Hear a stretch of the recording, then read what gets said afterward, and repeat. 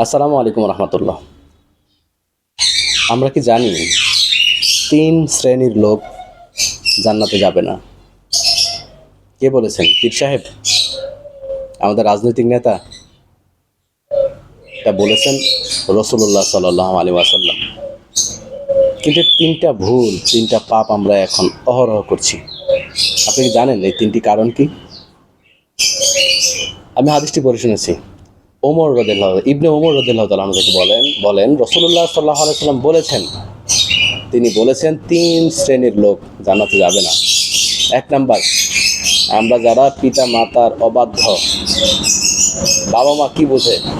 আমরা তো এখন বলি বাবা মা কি বোঝে, এরা বোঝে না, এরা ব্যাকডেটেড, আমরা আপডেটেড। যারা বলি বাবা মা বোঝে না, তারা ব্যাকডেটেড, আমরা তাদের কথা শুনি না, তারা বোঝে না, তাদের অবাধ্য হই।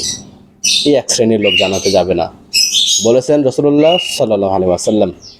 2 নাম্বার, যারা আমরা আমাদের স্ত্রীকে, সন্তানদেরকে পর্দায় রাখি না। আমাদের মেয়েরা, বোনেরা, মায়েরা, স্ত্রীরা পর্দা করে না, বাহিরে বেহায়াপনা করে বেড়ায়, যাদেরকে সোজা কথায় দায়ুস বলা হয়, তারাও জান্নাতে যাবে না বলেছেন রাসূলুল্লাহ সাল্লাল্লাহু আলাইহি ওয়াসাল্লাম।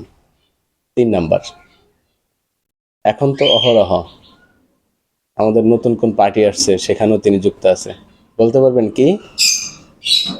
নারীর বেশধারী পুরুষ, পুরুষ বেশধারী নারী, তারাও জান্নাতে যাবে না।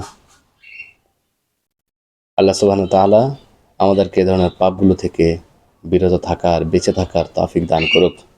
হাদিসটি পেয়ে যাবেন নাসাই অথবা সহিহ তারগিব, হাদিস নম্বর 2070। আল্লাহ সুবহানাহু ওয়া তাআলা আমাদেরকে রহম করুক, আমাদের এই ধরনের পাপগুলো থেকে বেঁচে থাকার, বিরত থাকার তৌফিক দান করুক। আল্লাহুম্মা আমিন।